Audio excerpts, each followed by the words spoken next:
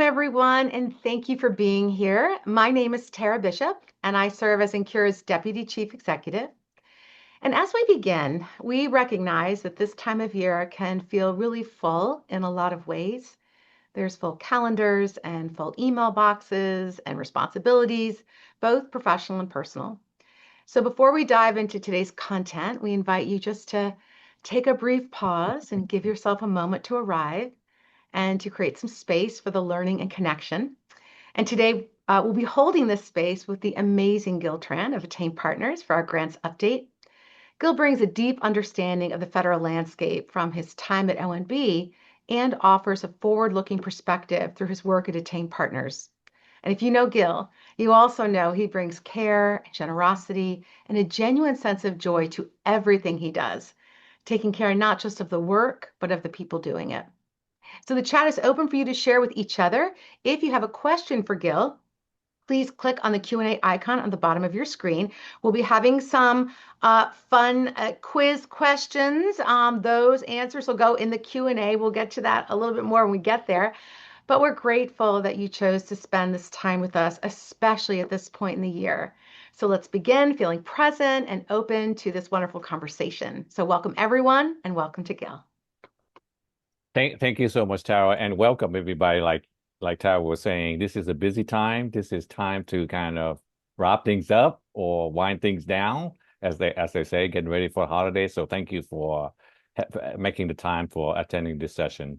And Tara, thank you for sponsoring and Cora for sponsoring this holiday special, the last one of the navigating change of the series. This is the third one. And the two previous ones were excellent. So I'm going to try to maintain that standards today as well. In this challenging year, the information, communication, and training are essential to allow research to continue to thrive. And I want to thank Nakura for doing that. Nakura has always been the key to that objective, and this year is exceptionally required. So I would like to, as Tara have brought up, the slide, which will be shared with you at the end of the session. So no worry to take picture of the screen. This gonna be shared. I want to reflect back to the beginning of the years, as we preparing, to wind down this year. I want to reflect back to all the way to the beginning of 2025, and as a custom, we celebrate, the Lunar New Year's. And as our custom, we always go to our family fortune teller to kind of tell us, what, the next year is going to be. Last year was the start of the year of the snake. And as you know, the year of the snake are supposed to be intelligent, quiet, and get things done, very quietly. That's the year of the snake. But in particular, for myself, I was looking for our family fortune teller. Unfortunately, he was busy, so he couldn't accommodate us, to see and tell our fortune for the year of the snake. So I say, well, you know what? Our fortune teller is not available. Let's ask ChatGPT AI to see, what's going on with the year ahead of me. And sure enough, I put in, what's my fortune for the year of the snake, for Gil Trans, and and the answer come back like that. 30 seconds later, this is what I get. The headline is Stay Calm During Change. This will be a year of incredible surprise, unexpected change, tremendous challenge, but remain calm and adaptable to turn challenge into opportunity with support from friend and mentor. I saved that note, from my ChatGPT for my year of the snake. And also it is in red bold underneath, it say, by no means do not get married or remarry, and do not start a new job or business. So that's definitely my fortune for the year of the snake. And looking back and forward, to where we are now, I think GPT got it right. GPT kind of have a little bit, most of the thing right. So I'm thinking, okay, I'm not going to diss my fortune teller and to rely on ChatGPT, but at least I can use ChatGPT as my resource for the next year coming, which is years of the horse. Anyway, Take a look at the agenda right now. What is happening in our year of challenge? I'm going to tell you the agenda is very simple. We do have 1 hour, which is going to go by very fast. I can guarantee you that right now. That I'm going to talk about the uniform guidance revision 1 year later. This is all the three big thing in my opinion for 2025. The uniform guidance revision 1 year later that we're going to revisit the executive orders, the indirect cost issue, the caps, and the Jack Fair models. And we're going to spend a little bit of time at the end to see my prediction, for 2026. I'll look based on what's happening right now. Uh, Next slide, please. So I'm gonna start out with the uniform guidance revision, the one year latest. Go on to the next slide, Tara.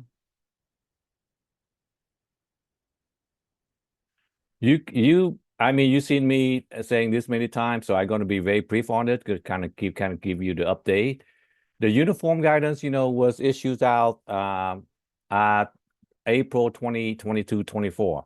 Not this year, but the year before that. The thing I want to bring up this time, though, is because now everything is now effective. And if you remember all the way at the beginning of the Biden-Harris administration priority, you will see that, when the two CFR revision was basically based on this administration, that the last administration priority, which, stand by CECE, COVID, economy, climate, and equity. You're going to see a lot of reflection, of those priority reflected in the uniform guidance revision. And I'm going to talk to you about, what happened to those, with the next one. You can see the chronological timings there with the RFI coming out all the way back in 2023, published as a proposal in 23, and final revision April 22nd of 24. Technical correction was done in October of 24. What I highlight to you are the most recent documents on it. And first of all, you should be aware that they have also issued a set of revised FAQs in January 25 of 25, and they reduced the number of FAQ from 140 something to 100. So you should be aware of that. That would be your latest interpretation of the uniform guidance. And just a couple of weeks ago, OMB also finally issue out the 2025 compliance supplement. Why it is important for you, even though this is the document for the auditors, you can find out in there what are the main focus of the 2025. And the two main focus I can tell you right now is they highlight the change from the 2020, the pre and post 2024 revision.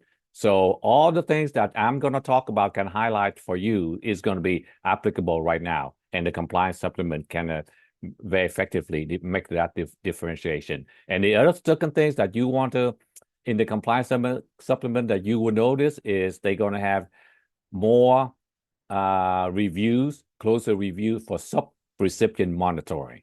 So those are the two that you need to, be aware of. On the side, on my slide that you're gonna have, after the session, whenever you see that little sign there, little paper clip sign, that's mean that I have linked those information for you.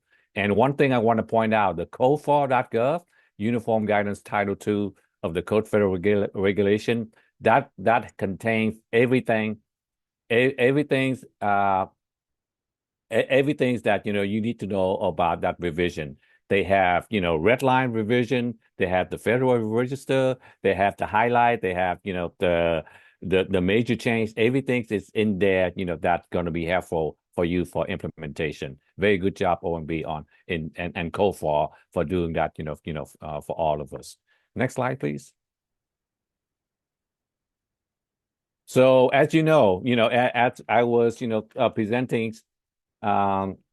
presenting on the 2 CFR revision, you are often heard me call it, this is the extreme makeovers of the 2 CFR, and it's rightly so, where basically you will see that the whole thing was in the extreme makeover, it taking a little shack and turn into a mansion that, at the end, that for, a poor family, this is the extreme makeover of the 2 CFR revision. As you can see there, all the support that, that the 6 support that's out there, if you count out all the number of subsection under 91, you will see that the revision of 2024 revised 69%, 69 section or almost 40%. Almost 40%, are being revised. So when you talk about the extreme makeovers, turning a shack into a mansion, now you are living in that mansion, right now. Next slide, please. So you will see that, the revision, what I have quoted, laid out, in blue there, is basically that's from the Uniform Guidance, publication. Final revision will be effective October 1 of 2024 for award issue on or after that day. So basically, all the revision are applicable right now. You see that for the October 1st, 2024, all the admin allowable change are being effective. And for the fiscal year, anything that start out for fiscal year start out after that, all the financial change involving, university-wide policy for procurement, for mandatory disclosure, for single audit, anything that relate to to financials is start out, the fiscal year that start after 10/1/24, which in most university going to be July 1st of 2025. So you are in that fiscal year right now. So it's already, effective. One more thing, effective date, if you are having a change in sub-award or equipment thresholds, then you have to wait until your next proposal. If you have a indirect cost rate that is already locked up to 2028, you cannot change, the description of sub-award and equipment until your next proposal rate. I'm going to talk about that, a little bit, in my next slide. And also there's some clarification, for example, single audit extensions or the data management, data securities, some of those is already currently available. So it's continues. But anyway, the one notion I want you to kind of like, know right now is everything is now effective, is except for the change in the threshold for sub-award or equipment if it's not because it's tied up to your current rate, proposal. By the way, I did not have a chance to update, all my picture. You know how I always, want to share my travel picture with you, and with my presentation. Unfortunately, my trip for France was canceled this year, so I did not have the chance, to update it. I'm gonna do it again, France, for 2020, for 2026. But this still will remain, one of my favorite slides here because the last year, I was up in while I was, doing the proposal presentation, I was in Spain, and on lucky day, I have a picture taken with the 7 flamencos, dancers right there in Spain. So that's still one of my favorite picture and slides right there. On the next slide. Okay, very, very quickly, I want to highlight to you there's many change that, we have experienced in the uniform guidance revision. I just want to highlight to you 7 of them that have the most impact. These are the 7 that we receive a lot of question, for implementations. So I can kind of, go through with you, the highlight with you. The first of them all is that we receive a lot of question on is, the sub-award recipients. The sub-award threshold is, have increased, from 20 from $25,000 to $50,000. I want to point out to you that, is allow if you move the sub-award amount from 25 to 50,000, you're going to be allowed to recover more indirect costs because is part of your MTDC up to 25. MTDC now going to be up to 50,000. However, that MTDC definition had to be updated in your rate agreement.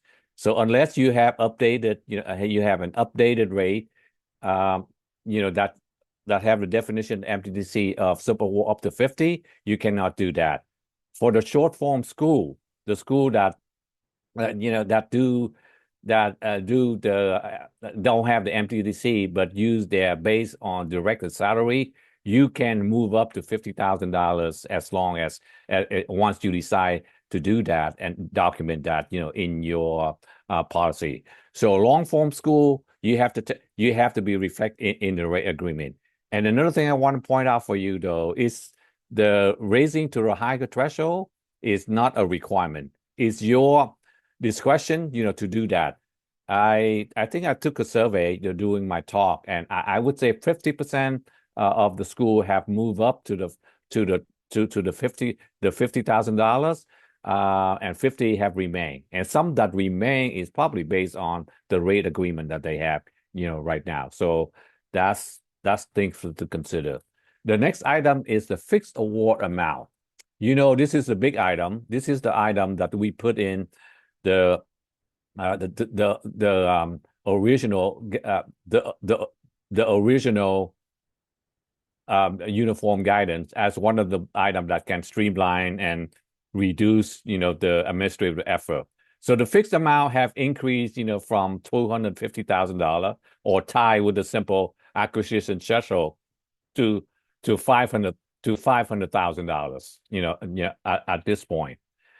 There is the new certification at the completion of the fixed award amount, and also a certification say that you are complying with the Section 200-403 allowability and allocability in the UG. So there's the certification that is required. If you, as a university, you want to issue fixed award amount to your sub grantee, you still need requirement. You still need requirement for federal approval to do that. So even though the amount now is increased to 500,000, you still require to get the federal approval for that. One very nice thing that OMB have done with the uniform guidance revision, and this is a bone of contention with a lot of auditors looking at what happened to the unexpended fund. If if I can't, we have an fixed award amount of $500,000, but it really only cost the grantee $400,000 to do that. What happened to the unexpended fund?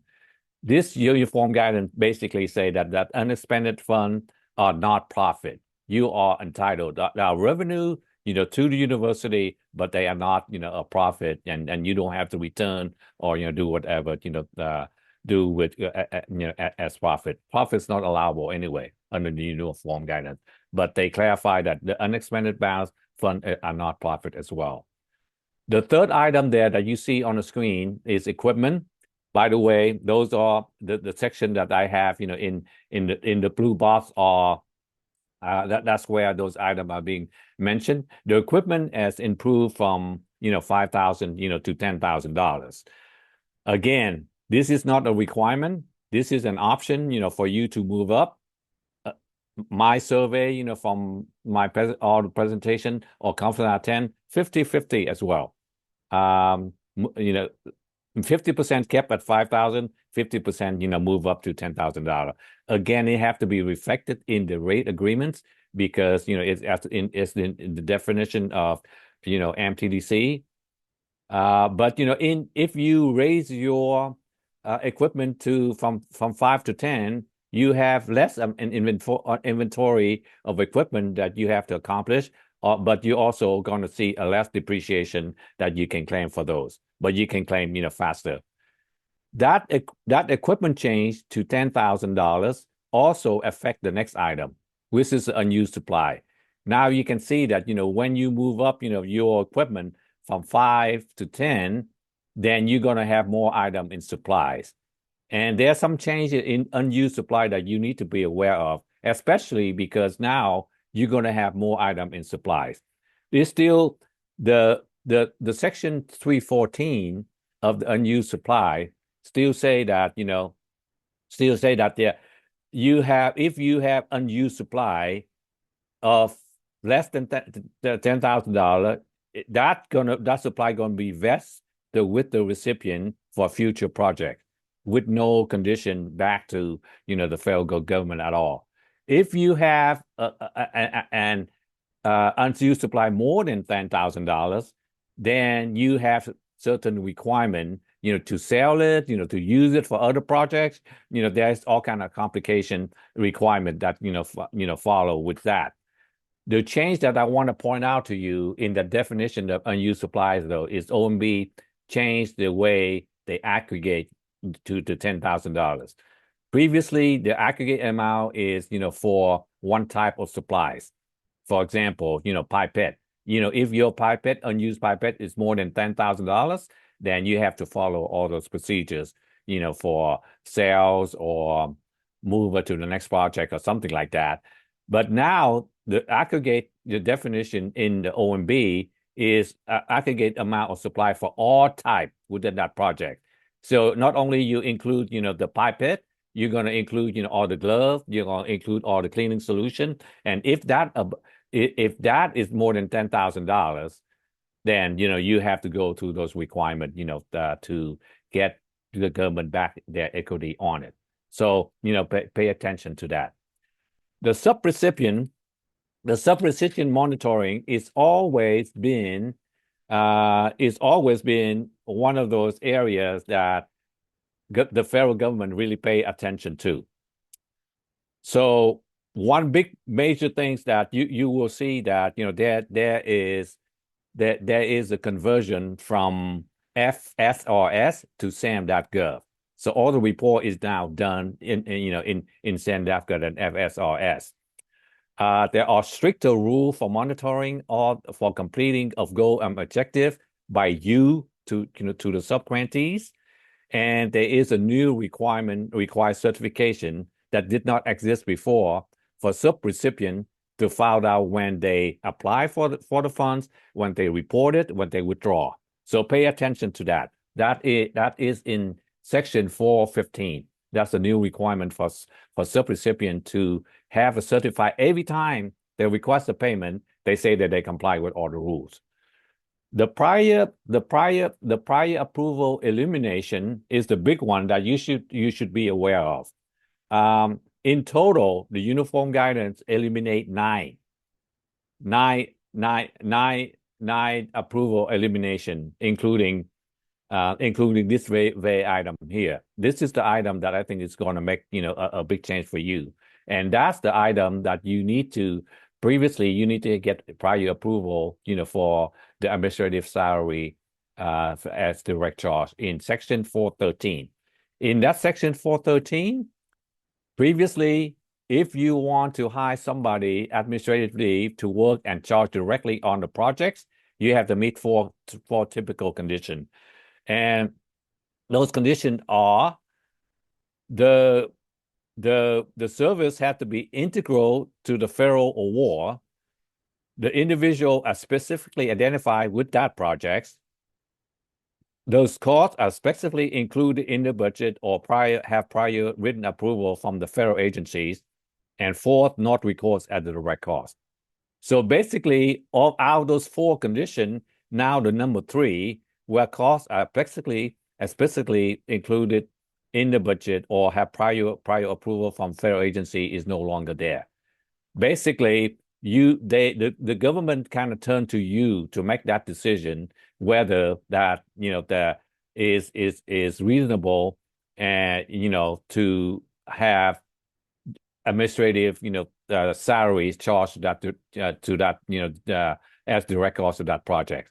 I think that's the pretty big deal. It eliminates a lot of paperwork back and forth for prior approval, but it's also kind of relied on the university on your responsibility to review, make sure that charge are reasonable for that project.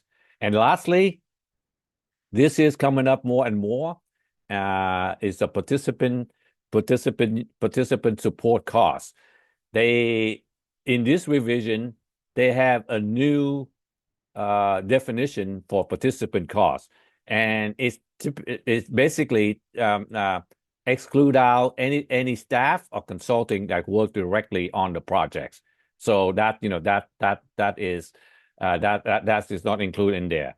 And they have more requirement that, you for participant support costs that you need prior approval to do that. That's going to happen a lot, in the clinical trial.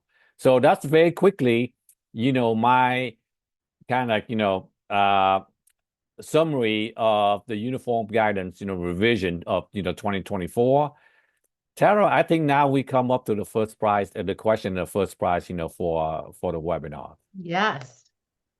So I'm going to pose the question. You're going to answer in the chat, and Tara have a prize for the person who first answered the question correctly. In So the the chat. question is, what are the 4 new threshold and 1 new rate for that 2024 revision? Name 2 of the 4 threshold and the new rate. Okay, let's see who our first person is here.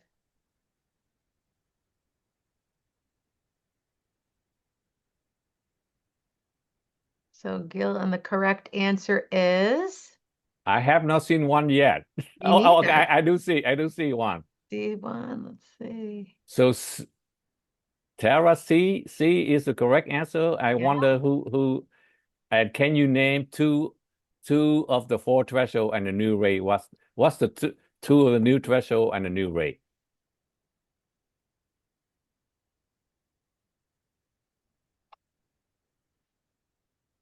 Okay, And I see.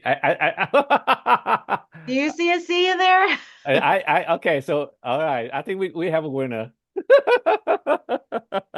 Tara, I see the winner.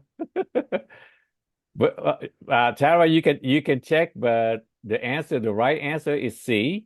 Yeah, And anybody who answered the 2 of the 4 threshold, the threshold gonna be the equipment sub award, fixed award amount, the single audit, and the de minimis rate. fantastic. So we'll So, check who our first person was that said C, and you are going to be getting a uh two CFR 200 UG UGG book yes, and coming at you. We'll reach out for the address you'd like it mailed to. yes. So Tara gonna reach out to you, and you're gonna get to one of this new book. Congratulations. That's very nice. Many people get the right answer, Tara. I'm very pleased with that. But you only the first one gonna get the prize. All right. All right. Next slide, please. I'm moving on to I'm moving on to the next area, which is the executive order.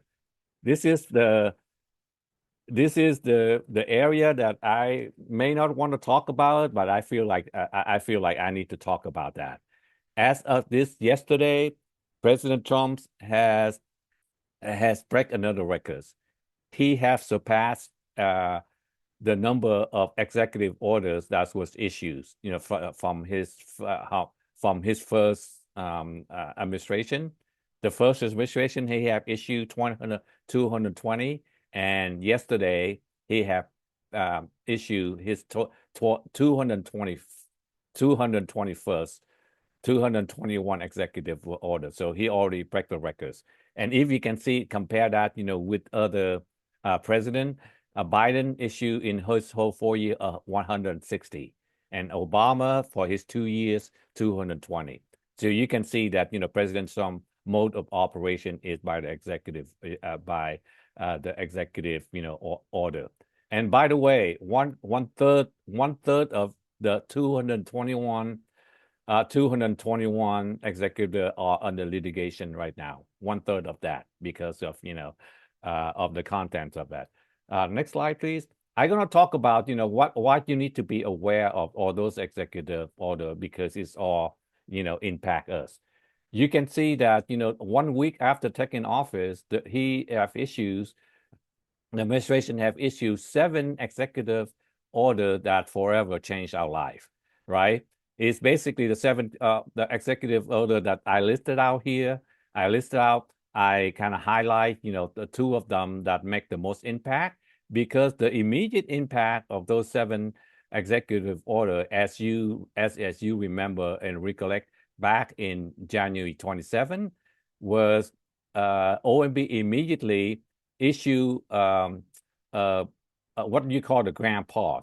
They want to pause all the grants on January 28th, because of to implement this executive order. The very the very next the very next day, the very next day, um, OMB come out with a clarification that, oh, we did not want to pause the payment for all the grants. We just want to pause the grants that affected by all this seven, executive order. As a matter of fact, Tara, can you move to the next slide?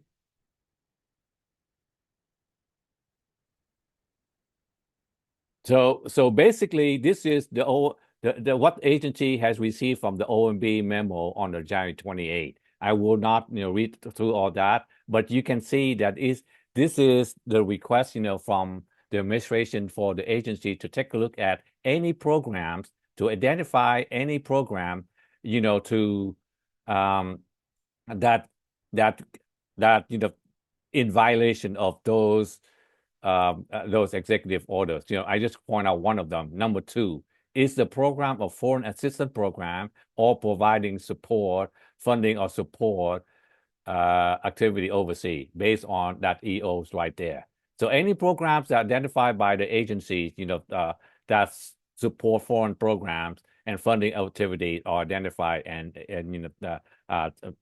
terminated. So that's the next day. Next slide, please, Sarah.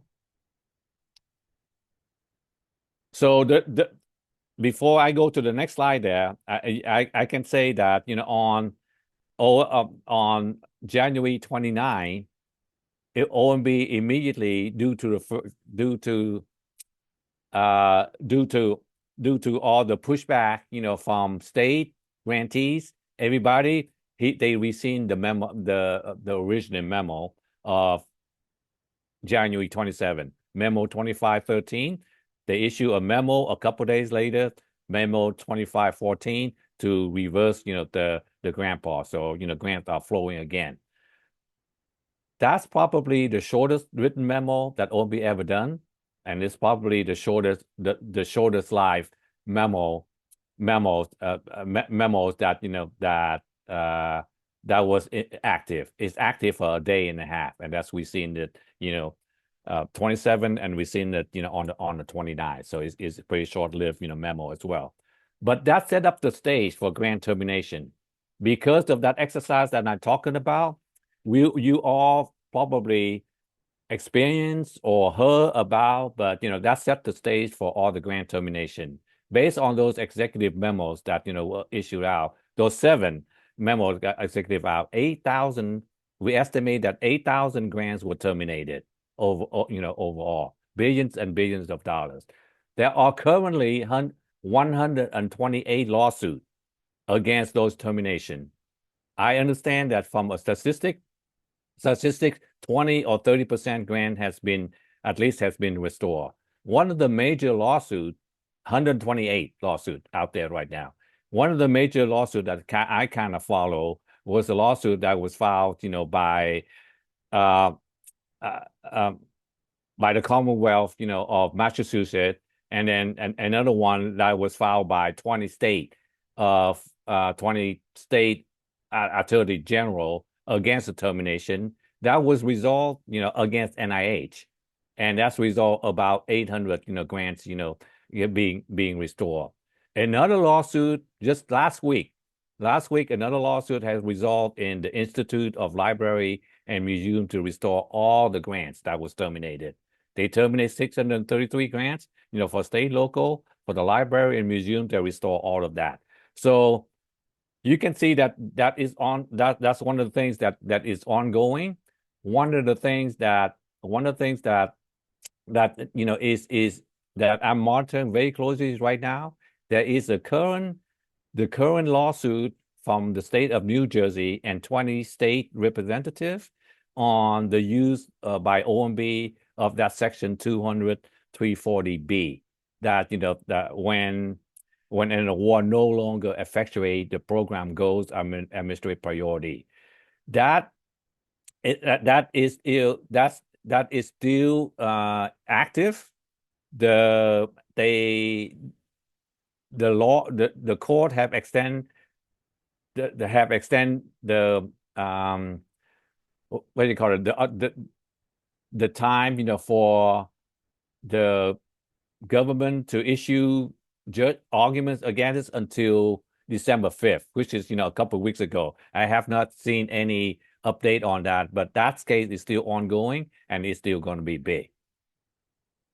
Moving on to additional executive orders that we have to kind of watch out for. I'm listing out 7 of them right here. As you know, you can have this, but the things that the most impactful that I think is going to be the one I highlight right here, in red: improving oversight of federal grants making, federal grant making issue out in August 7th. I have to say, when I saw this, coming out, I almost cried. It is really painting the grantee in the bad pictures, on how the grantee are using money for things that, not good at all. I mean, that they basically say grant are but being wasted. But basically, what this executive orders is instructing agency to do. By the way, executive orders are basically directive from the president for the agency to implement something, and more of them would have a time or deadline or action that need to be taken by the agency. It's not law, it's not regulation, it's directive from the president's office to the agency to do. And they will check on it. The administration have a graph or tick things that they track, all the action that is required to be done or being done on maybe even a bi-weekly basis. So this is the real deal. When an executive order comes out, agency will comply with it, and the people at the agency make sure that. So anyway, the 4 things that you need to be aware of, in the improvement oversight of federal grants making is basically make me think that, the grants paradigm have shift, to more of a contracts, contract side where, everything is black and white and not gray. So 4 things that you need to be aware of is in that EO, the president direct that to implement a system that all the grants award approved have to be approved by a senior appointee, a political person, not a career person.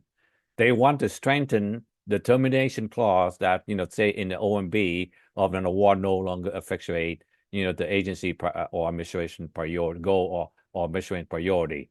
They want to restrict the F&A recovery, and they also give a preference for grantees with lower rate. So those are the direction from the president to the agencies to implement. They directly direct OMB to take a look at the section on termination, and basically sound like they want to include termination for convenience, which is it's available on the contract side. When you not when you not when the government don't want the contract to continue, they just kind of decide, okay, we're just going to pay you for what you did, but we're going to terminate where we are. So that's the one that I'm paying a lot of attention on, and especially how agency implementing it, including OMB. And the last one that I want to put on your radar is the Genesis mission. The Genesis mission is called the AIEOs. Is strangely designate the Department of Energy rather than any other department, Commerce or HHS. They designated for Department of Energy to take a look at all the artificial intelligence, starting with all those energy and energy lab. 2 things that you need to take note from there is there are grants opportunity for this area. This is the area that the administration is really big on, so there grants opportunities there. And also, there are going to be requirements to access research data to feed that whole universe of AI. So they may be requirement to release the research data even sooner. And then The last thing is their requirement for cybersecurity. I know the Department of Energy is moving fast on it. I already read in the news that they already award, some AI projects, for Argonne Laboratory and other constituents. So this is something to need to be, to be aware of. Next slide, please. All right, so I'm moving on to a fascinating subject that you probably already heard about it, over the summers. And that's the issue of indirect cost issue, the caps and the jacks, fair model. On the next slide.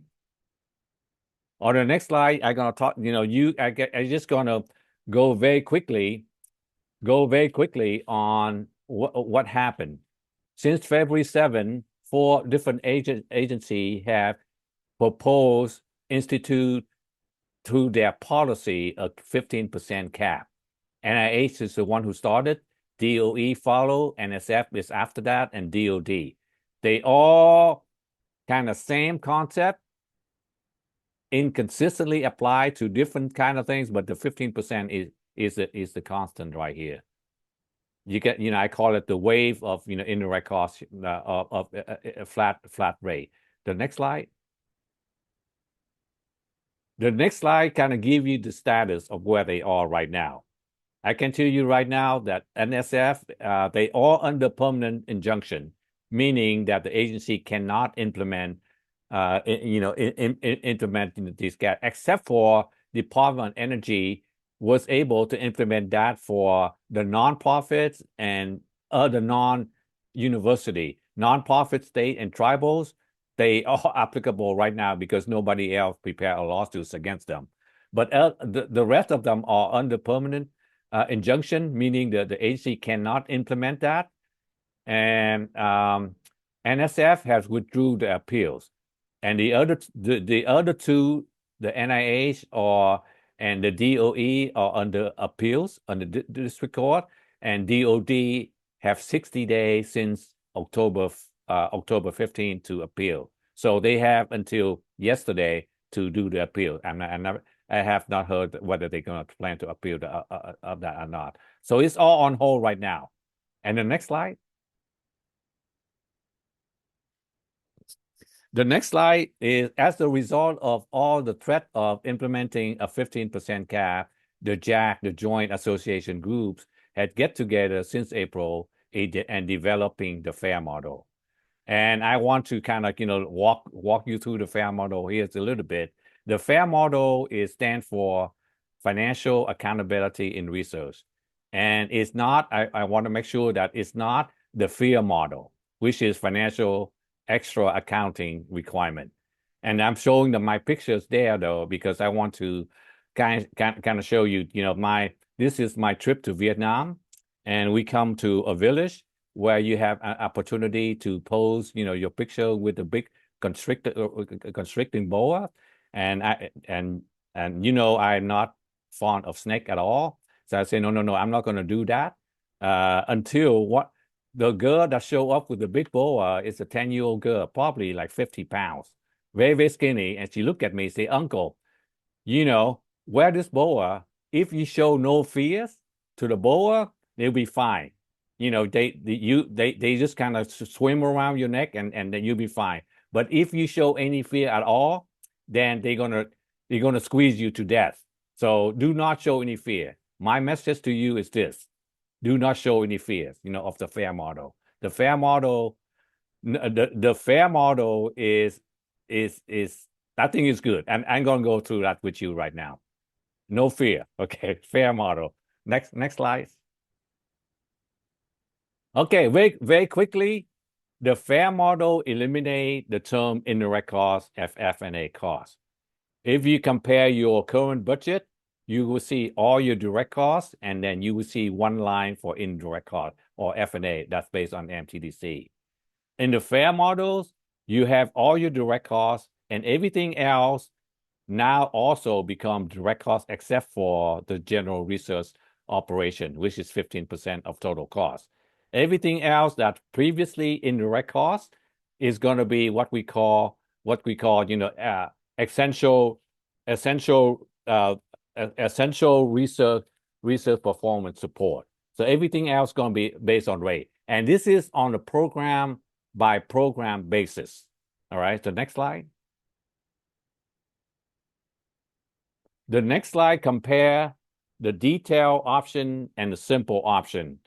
The difference between the detail option and the simple option is, in addition to the 15% of general research operation, we're going to add a 10% total of budget for essential research performed facilities and research data information services, which is basically your library item.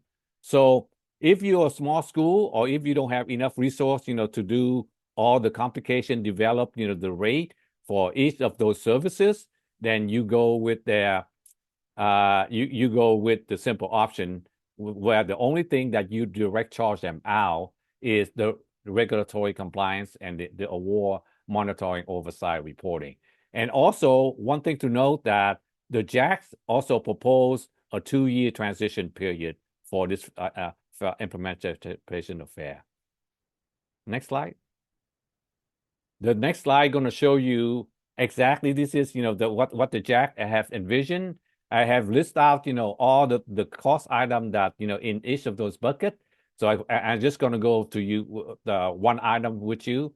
The regulatory, for example, the regulatory compliance is going to include things in there like for animal service subjects, radiation safety, biosafety, clinical trial monitoring, your IRBs.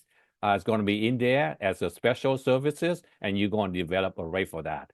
The detail option, you can see all the blues, you're going to develop rate for that or amount for that to charge on each one, each award. And then the white, the general research operation is going to be your 15%. Next slide. On the next slide, you will see this is, okay, the simple option, you see 3 white. Those 3 white is going to be 10%, for the GROs, and the 15% for the general research operation, and the 10% for essential research performance facility and the research data information services. The 2 things that you charge out are the blue column. Next slide. The next slide I want to kind of point out to you a little bit, because we got a lot of question here on the JAC, is, what the FAIR model and the relation to the research administrator.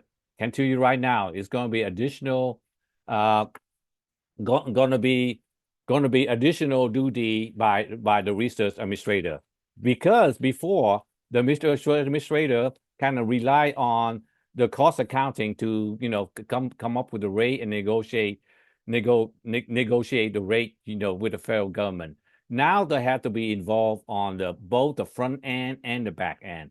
For the post-award staff, they have to work with the costing office to determine what are the rates, and they have to charge out those rates to the grants who needs those services, and they have to review review that with those rates periodically to make sure that no overflow or deficit or surplus. The pre-award is the same way. On the grant by grant basis, they have to understand all the services that are being charged directly, whether that project is needed or not. And also they have to make sure that they identify those costs and they include it in the proposal. I'm sure many of you belong to a gym, right? Many of you belong to a gym, and typically, you pay a monthly fees and you go in and use the equipment, your treadmill machine, the rowing machine, the weight equipment and stuff like that. You take yoga class and you take Zumba class, and so on and so forth at the fixed price. That's the way it used to be, right? And it's also included in there, in there all the special class too. Now, in addition to all those things that you can include in the price, some of the gym offer special classes like tango lessons or sometimes like extreme Pilates where they have all those equipment, massage sessions, personal training. Those are the special services. Now those are need to be, as a compare with the detailed, fair models. Those are the special services that you need to determine whether you're going to need or that, and then a rate have to be developed, and if you need it and require for for that, and then you will sign up for those sessions. So that's some additional things that you need to be included there. Tara, I believe we have a next question on the next slide. Oh, I'll say one more. The status of this is very good. We have 250 organizations as October 15 of 2025 that endorse the fair models. You see all the articles on there endorsing it. They're all languaged in 7 to 9 appropriation bills that kind of refer to the fair models. The first one who have passed Congress, both the House and Senate, it's the Department of Defense that has passed, yesterday, I believe, including a blocking language, meaning that, government cannot implement the 15% rate, and ask the Department of Defense to work with the JAC on the fair models. It's already been passed. So it's not signed by the president yet, but it's in there. But in another 7 appropriation bill, there's some endorsement from Congress on this. OMB is working on its own version, which is going to be different from this. On the next slide. Okay, Tara, we have our next question, and very quickly in the chat, to implement the fair model or OMB revision on indirect cost policy, many sections of the UG will require change. What is the one section and the one appendix that will require a complete overhaul? Anybody can name the one section 200, blah, blah, blah, and appendix, blah. I see somebody with, you need the 2. Section and append. Okay. I see not the 2 together yet. Okay, I think I saw one. The right answer is section 200 414, and for college university is appendix 3. Perfect. That's Kelly Callio. We'll be reaching out to send your book. Okay. Thank you. You guys are top. You guys get those answers in so fast. It's faster than ChatGPT. I have to tell you. All right. So the next slide, please. Congratulations. Okay, very quickly. I have about 7 minutes to go, so I'm gonna kind of fly through this, but I think this is the important part. The 2026, outlook. On the first slide, Tara. The first slide, I'm gonna preview to you what the uniform guidance next revision gonna look like. We heard rumors that it may come out on October 1st, but they were shut down for 45 days, so it did not go out, so they have to restart the whole process. My prediction is they're gonna come out sometime in the next year. They may pull a Tran surprise and issue on December 26th, like we did, in 2013 for the UG, but I doubt it. I think it's going to be January before we see something. I want to lay it out to you what is probably going to be included, in the uniform revision. The first one, I can have a light purple because I don't think it may not happen, because this is the consideration from the last administration that they put with the final UZ, that they're going to add audit requirement for profit organization, add research security requirement, remove more prior approval requirement, and address challenge with indirect cost negotiator. All good, but that's the last administration, so you may not see it in the new UG. What you will see in the UG, the next round, is the elimination of all the policy that was named in that revision that are now rescind. There are 5 of them in there, and you can see the reason why. further advancement, racial equity, and support for underserved communities through the federal government.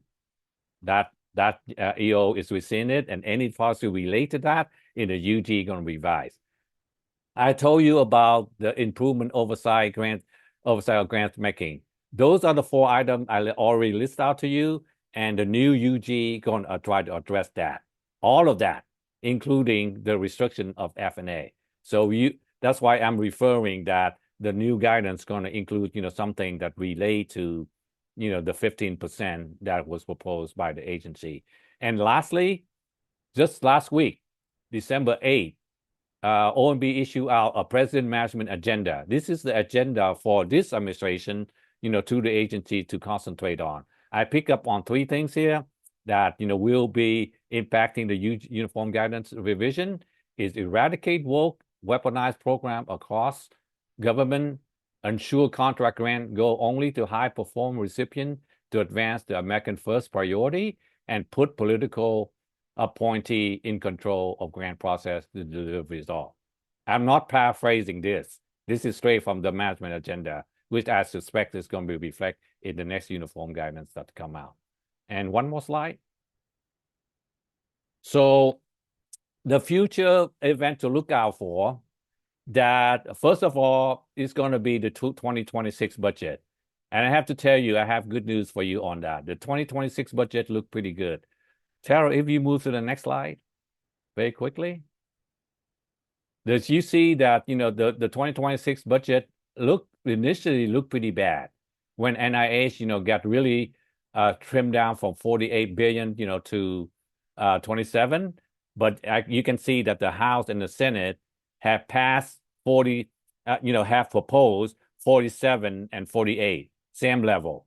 And you see NSF, was going to be cut in half, and the House and the Senate have jacked it back up, to 7 and 9. So it looked pretty good. DOD and DOE for research, stay the same. Please go back one slide, Tara. Going back one slide, all the 6 items, legislation that I told you about, for the JAX is in many appropriation language. So, it could be some good news there. OMB proposed revision is going to come out. I kind of preview to you on the previous slide. The implementation of current and more executive orders. There will be more executive orders. Executive orders are this administration way to communicate. This is where they gather in the White House with all the reporter or the supporter, whatever, and then communicate. So executive orders they're coming out. The resolution of current lawsuit on grant termination. I told you there's 128 outstanding out there. And one important one that I mentioned to you, the definition of application, for termination in 20440A4. The compact offers the result of that. And lastly, if people sign up to the compacts letters or there's a requirement, how is the government gonna monitor that? And I think the compliance supplement is the one way, to do that. So with that, I have 2 minutes left. We have one more question, and I have a closing remark. So let's move to the last question. This one gonna favor you for those of you who know math, everybody know math, who favor math. Can you solve that riddle? Put it in the chat. This is like one sentence.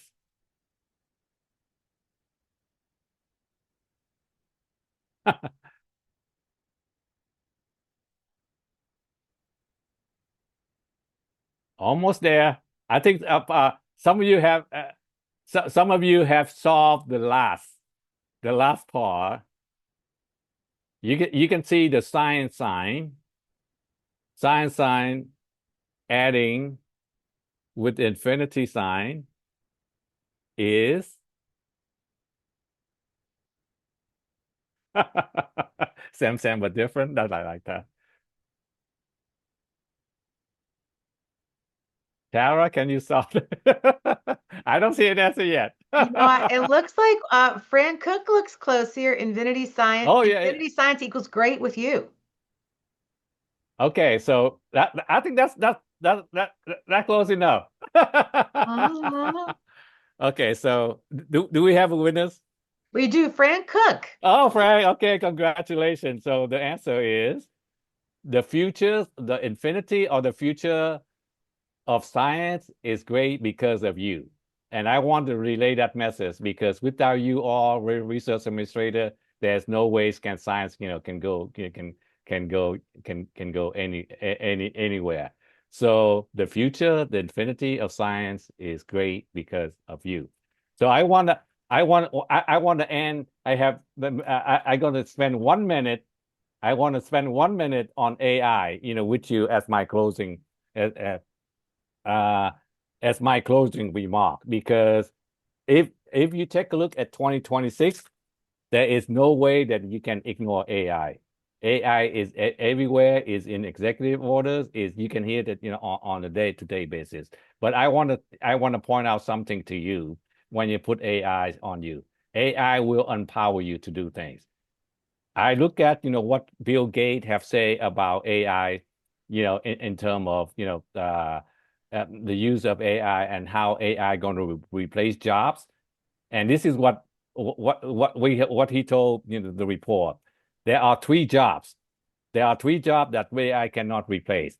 One of them is the program coders because the creativity and program solving.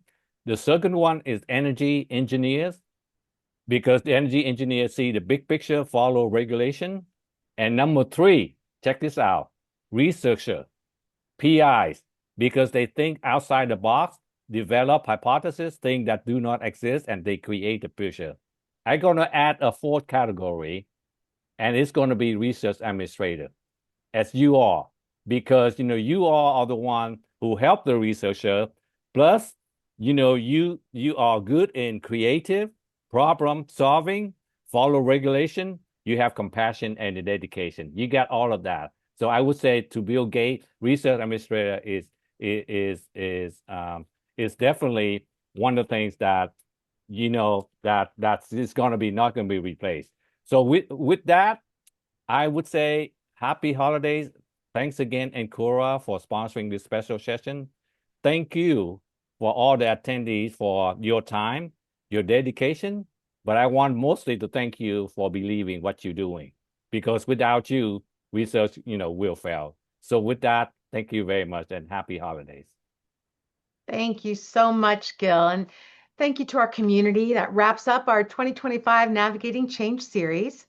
Our hearts today go out to the Brown University community. We saw so much love coming through in the chat. And as we come to a close today, we invite you just to take a moment.